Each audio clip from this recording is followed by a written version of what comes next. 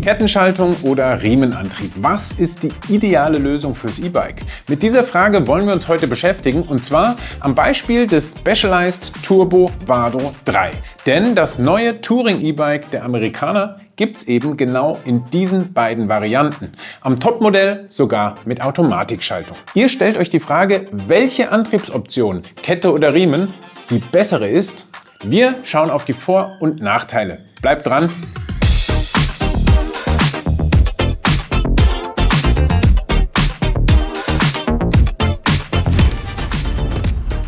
Bevor wir auf die Frage Riemen oder Kette eingehen, erstmal ein kurzer Überblick über das neue Specialized Vado 3. Die Amerikaner haben ihr Alltags- und Touren-E-Bike komplett neu aufgelegt. Im Zentrum steht der hauseigene Antrieb, den kennen wir auch aus dem E-Mountainbike Turbo Levo, der mit 105 Newtonmetern und 810 Watt Spitzenleistung so richtig kräftig ausfällt. Die Batterie, die ist mit 840 Wattstunden groß und bringt viel Reichweite. Außerdem kann sie sehr komfortabel und schnell entnommen werden. Das ist gerade im Alltag wirklich ein großer Vorteil. Rund um den Motor und Batterie hat Specialized sein eigenes E-System geschnürt. Ihr habt eine eigene App, ihr habt ein digitales Schloss, das ihr mit einem PIN-Code oder auch kontaktlos über die App einfach aufsperren könnt. Dazu ein schickes Touch-Display, kabelloses Handyladen und viele weitere Features. Eine Federgabel und eine gefederte Sattelstütze sorgen für komfortables Cruisen. Wenn ihr noch mehr über den Specialized E-Antrieb erfahren wollt und welche smarten Features er liefert, dann empfehle ich euch das Video von meinem Kollegen Adrian.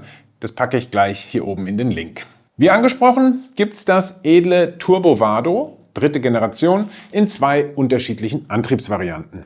Entweder ganz klassisch mit Kettenschaltung oder eben mit Riemenantrieb.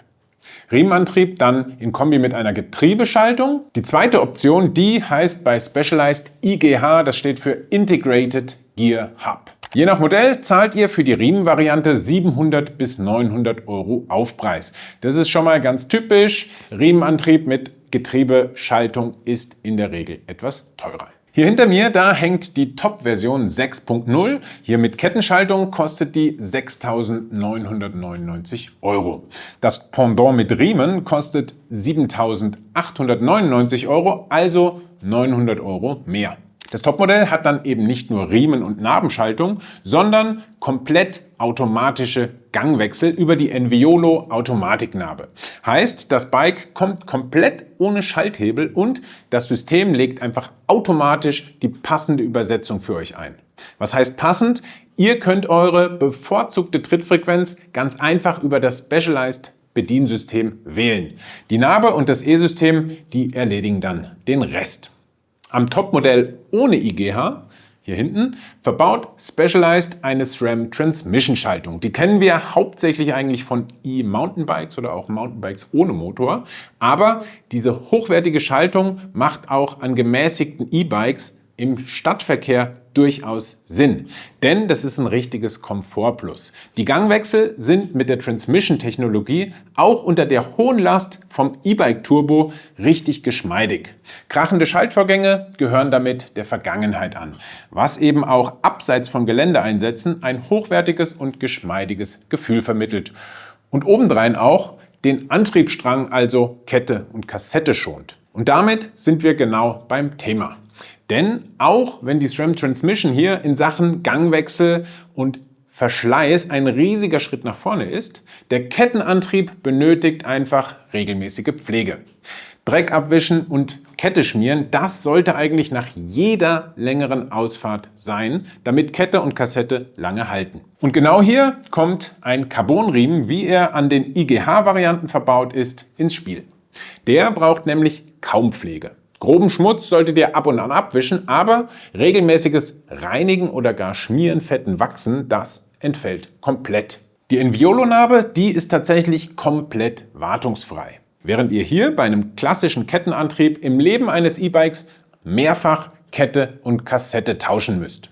Das müsst ihr auch bei den Kosten beachten, denn der höhere Anschaffungspreis von einer Getriebenabe mit Riemenantrieb, der relativiert sich über die Jahre etwas, da die teuren Verschleißteile des Antriebs wegfallen. Vom neuen Vado 3 gibt es noch günstigere Ausstattungsoptionen. Und diese ebenfalls wahlweise mit Riemen oder eben mit Kette. Los geht's insgesamt bei 4.200 € mit Kette oder eben dann 5.000 € mit IGH. Die klassischen Varianten, die kommen in den günstigen Optionen nicht mit SRAM Transmission, sondern mit Shimano Q's-Schaltung. Da sind die Gangwechsel nicht ganz so weich und geschmeidig wie hier beim Topmodell. Die IGH-Modelle schalten wie auch beim Topmodell stufenlos mit Enviolo-Narbe, allerdings bei den zwei günstigen Modellen nicht automatisch, sondern manuell über einen Drehgriff. Ein Nachteil hat die Narbenschaltung von Enviolo aber auch. Sie ist nicht so effizient wie eine Kettenschaltung.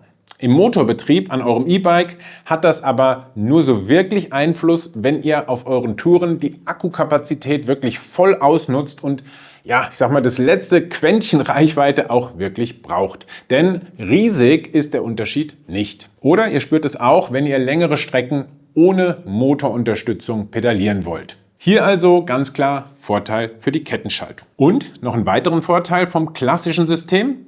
Die SRAM Eagle, die liefert 520% Übersetzungsbandbreite. Das heißt, ihr habt eigentlich immer passende Gänge parat. Bei der Enviolo-Narbe sind es 380%. An steilen Bergen kann es damit schon mal eng werden mit der Übersetzung. Ansonsten sind die Unterschiede in großen Teilen Geschmackssache.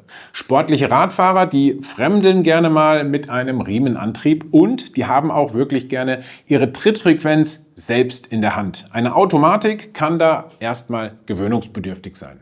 Der geringere Wartungsaufwand ist aber gerade eben an einem Alltagsrad ein immenser Vorteil, der einfach Stress und Arbeit spart. Jetzt schauen wir uns nochmal die Charakteristika der beiden Systeme, Kette oder Riemen, im Specialized Vado 3 im Überblick an.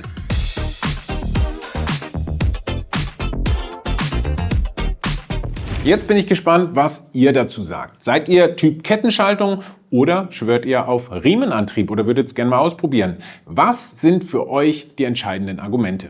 Diskutiert gerne mit hier unten in den Kommentaren und dann lasst doch gerne auch ein Like und ein Abo da. Bis zum nächsten Mal, ich freue mich drauf.